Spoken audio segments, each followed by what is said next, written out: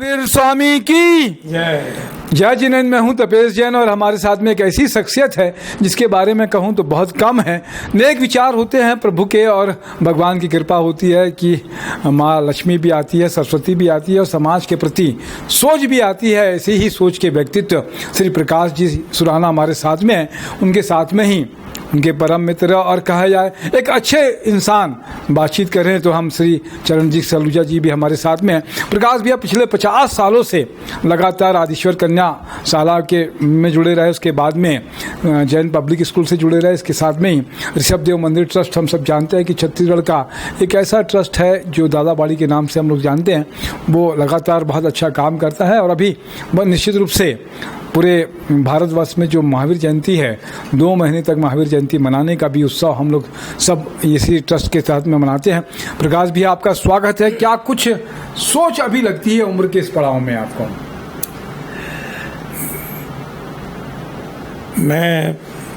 मेरा बचपन और आज तक की उम्र इस रायपुर शहर में व्यतीत हुई।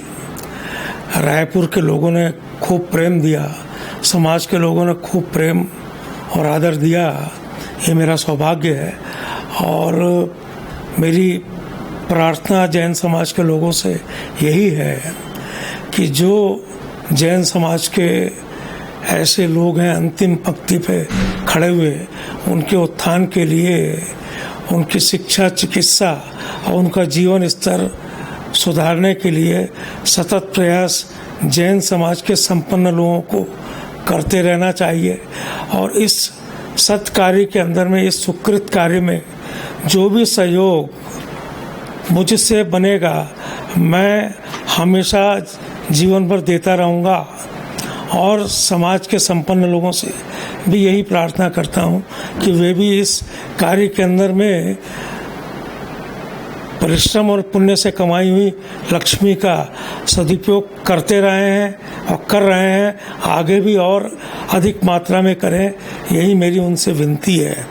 हम सब पर देवगुरु धर्म की कृपा बरस रही है और समाज के जो कमज़ोर वर्ग के लोग हैं, जिन्हें शिक्षा की आवश्यकता है, चिकित्सा की आवश्यकता है, जिनका जीवन स्तर सुधारने की आवश्यकता है, उन सब लोगों के सहयोग में हम सहभागी बने तो यह एक पुनीत कार्य होगा।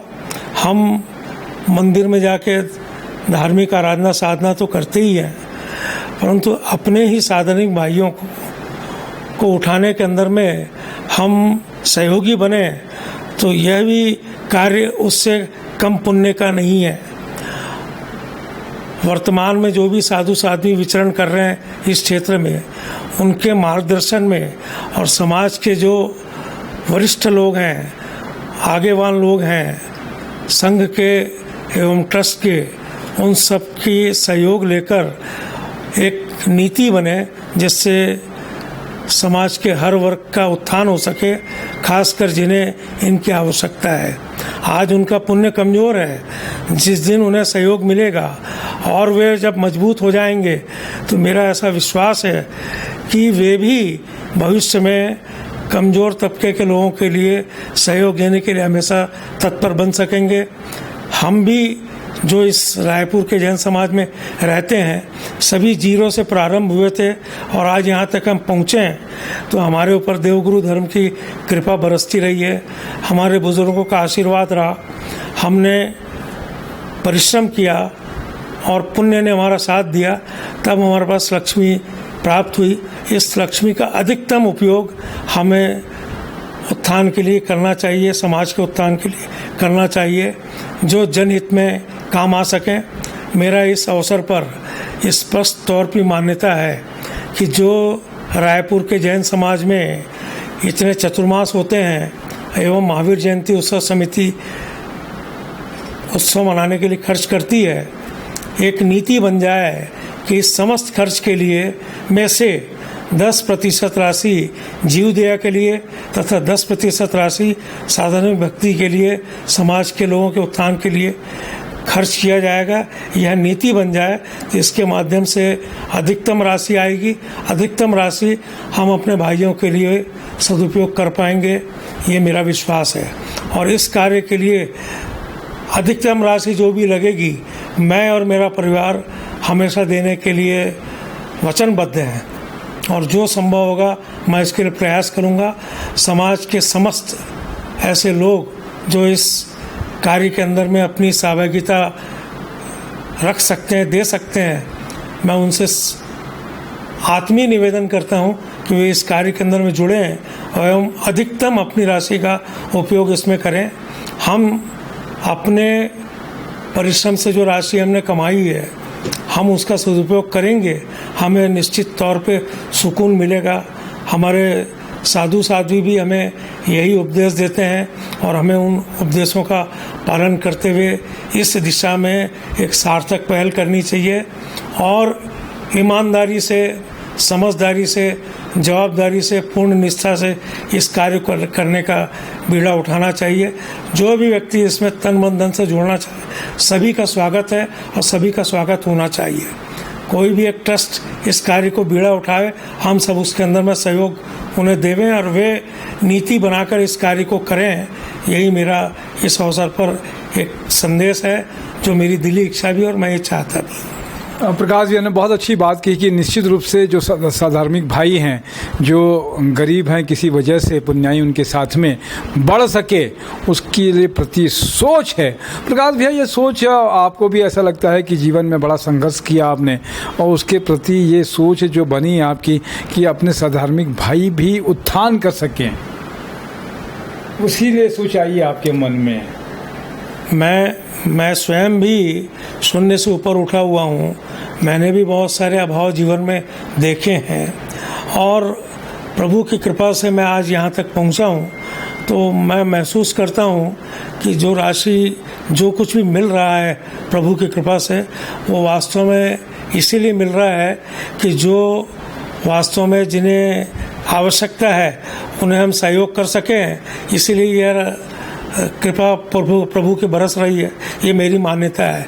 इसलिए मैं चाहता हूँ कि जो प्रभु कृपा, गुरु कृपा से जो राशि मिल रही है, जो मुझे लक्ष्मी मिल रही है, वो मेरे ही साधनिक भाई जिनमें परमात्मा का अंश है, उन पर खर्च हो सके, तो इससे बड़ी कोई उपलब्धि मेरे जीवन में नहीं हो सकती है। और मैं सतत प्रयास आजीवन करता रहूँगा, ये मेरी सोच है। और मैं चाहूँगा कि समाज के लोग भी जुड़े और इसमें सहयोगी बने। माधव सेवा, मानव सेवा ही माधव सेवा है।